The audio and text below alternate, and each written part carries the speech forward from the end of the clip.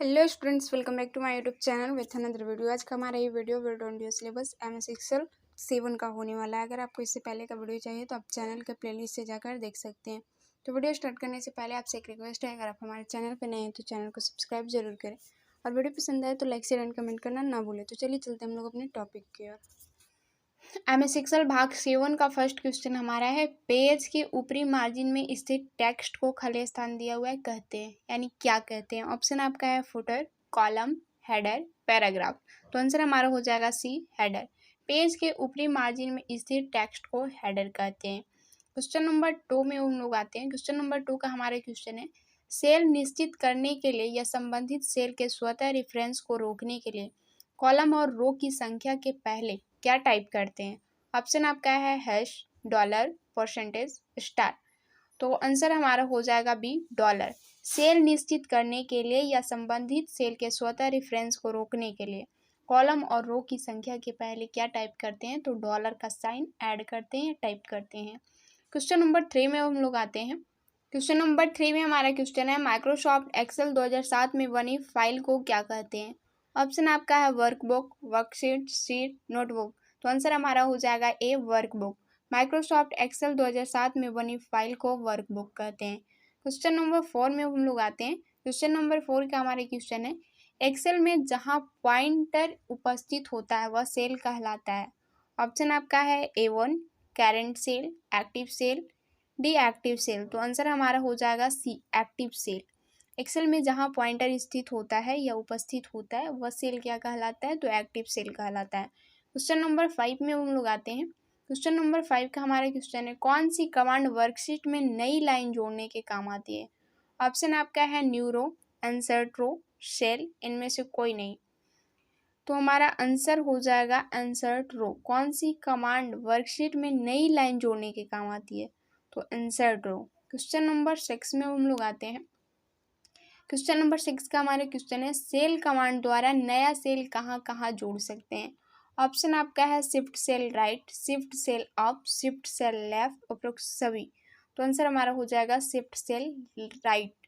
Cell command द्वारा नया cell कहाँ ऐड कर सकते हैं, तो shift cell right. Question number 7 में हम लोग आते हैं। क्वेश्चन नंबर 7 का हमारा क्वेश्चन है, चार्ट बनाने के लिए किस मेनू का उपयोग किया जाता है। File menu, new, insert, chart. तो आंसर हमारा हो जाएगा सी, इंसर्ट। चार्ट बनाने के लिए हम लोग इंसर्ट मेनू का उपयोग करते हैं। क्वेश्चन नंबर 8 में हम लोग आते हैं। क्वेश्चन नंबर 8 का हमारा क्वेश्चन है, सेल एड्रेस E21 प्रदर्शित करता है। ऑप्शन आपका है 21वीं कॉलम, ई रो, ई रो 12वां कॉलम, ई कॉलम 21 रो, इनमें से कोई नहीं। तो आंसर हमारा हो जाएगा सी, ई कॉलम और 21वां रो।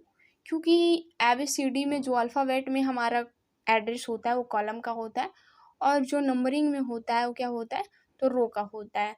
तो कॉलम हमारा ई है, तो ई कॉलम हमारा सी में ही है और 21 रो। तो आंसर हमारा हो जाएगा सी।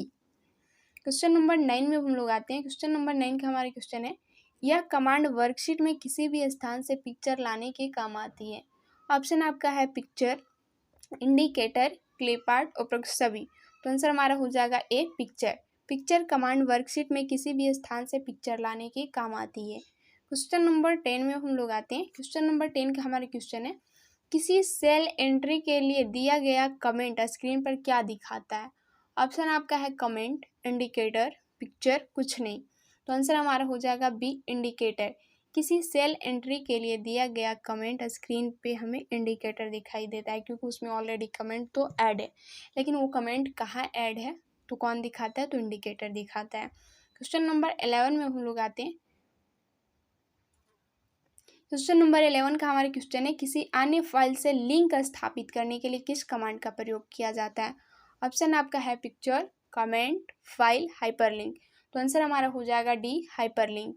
हाइपरलिंक फाइल से लिंक हम लोग क्या कर सकते हैं, तो दूसरे फाइल को कर सकते हैं। क्वेश्चन नंबर 12 में हम लोग आते हैं। क्वेश्चन नंबर 12 का हमारा क्वेश्चन है, सेल की फॉर्मेटिंग के लिए कौन कौन सी कमांड होती है। नंबर ऑप्शन आपका है number, font, alignment, border, pattern, protect, उपरोक्त सभी। तो आंसर हमारा हो जाएगा उपरोक्त सभी।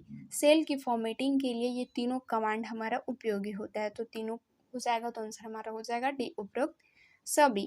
क्वेश्चन नंबर 13 में हम लोग आते हैं। क्वेश्चन नंबर 13 का हमारे क्वेश्चन है, रो को छिपाने के लिए कौन कौन सी कमांड होती है। ऑप्शन आपका है हाइड, हाइड रो, रो इनमें से कोई नहीं, तो आंसर हमारा हो जाएगा ए हाइड।